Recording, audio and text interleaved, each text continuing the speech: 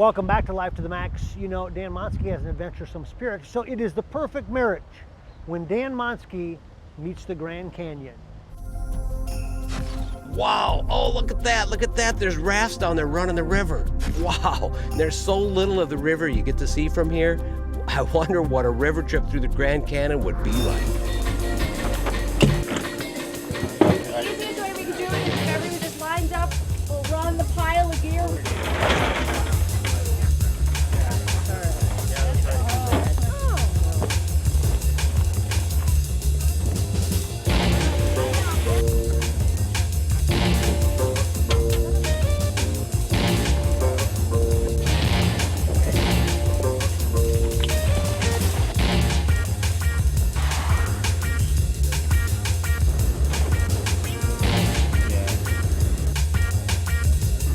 A river trip through the Grand Canyon is a rare and rewarding opportunity. Commercial companies offer trips through the canyon, and many are on huge rafts like buses cruising on sightseeing tours.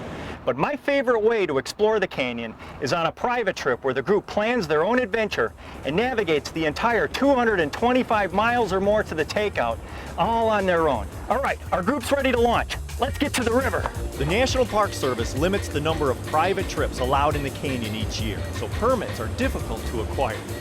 Many people are aware of the whitewater in the Grand Canyon. Stories of John Wesley Powell's expedition to explore the Colorado River left a permanent impression of the Grand Canyon on our psyche. But the rapids are only a part of a journey by river through the Grand Canyon.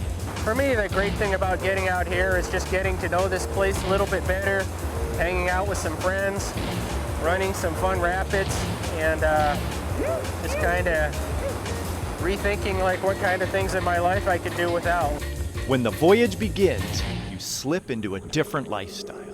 You have to be able to slow down and have the patience to just let the canyon kind of soak you into it, and to really appreciate it, you gotta be on river time and to experience everything. River time is just feeling the pace of the river. You don't force your schedule onto it. You eat when you're hungry, you drink when you're thirsty, and your meals aren't governed by imaginary time on the clock. It's just getting into the pace of your surroundings.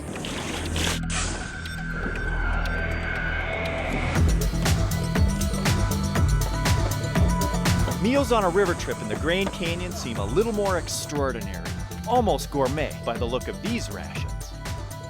Travelers on a Colorado river trip through the Grand Canyon pass into a remote wilderness. The walls of the canyon quickly rise up and present well-defined layers of rock, layers that can take travelers back in time.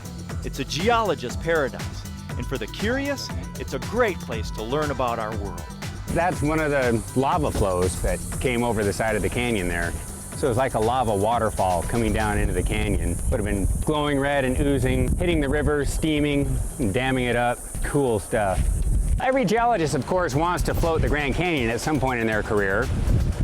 But when most people think of Grand Canyon geology, we think about the layers of sedimentary rock, which aren't that interesting to me. And what really amazed me was the rock in the very bottom of the inner gorge, the Vishnu schist and Zoroaster granite. Those are the most mangled rocks I've ever seen in my life, folded and faulted and refaulted. I thought that was spectacular and a good window into processes of the deep crust of the earth is what we learn about by looking at those rocks.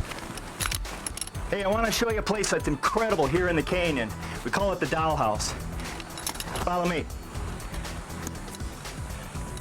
This is like being on the coolest field trip possible.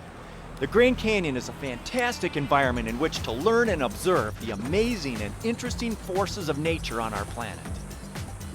The force of erosion from the Colorado River turned this rock, the size of a house, into a Swiss cheese-like labyrinth. That's incredible. With the near-scorching temperatures of summer, one important task to ensure comfort and survival is hydrating and keeping cool. It's an aquatic gem in a very dry desert. It's something you would not expect to find here, and it's wonderful. After 6 days of rowing, it's like a deep massage on the shoulders. Really nice clean water. Love it. And a cool spot to be in a hot, it's only about 114 degrees out there. Sometimes the only solace from the heat is if the rain gods cooperate, or to visit another oasis, and there are plenty of those.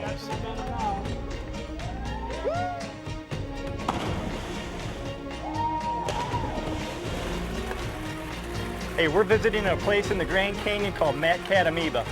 It's an incredible, tight, narrow little canyon. Beautiful place. Come on and join us. What's really cool too is to see in this harsh desert environment these little oases of the tributaries come in. It's nice, cool, refreshing water, and there's plant life and animal life, and really cool things to explore.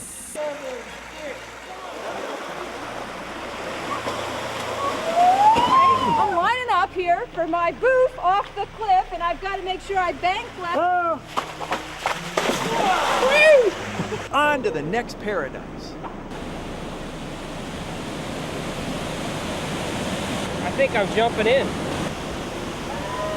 Havasu geologically is pretty interesting because the water is so saturated with calcium carbonate. The calcium carbonate is crystallizing out of the water, creating the travertine pools. It's happening so fast you can see that the travertine is growing over these trees that look like they haven't been dead very long, making it just an amazing playground. You know, the paddling is fantastic, and seeing a lot of the canyons is great, but seeing something like that that's not an everyday thing, you just have to experience it. The Grand Canyon is full of cultural history, natural history, beauty, and infinite elements of nature. You see, a Grand Canyon river trip is about the journey. It's not the rapids, the camps, the views, the wildlife, nor the width, breadth, and depth of the canyon.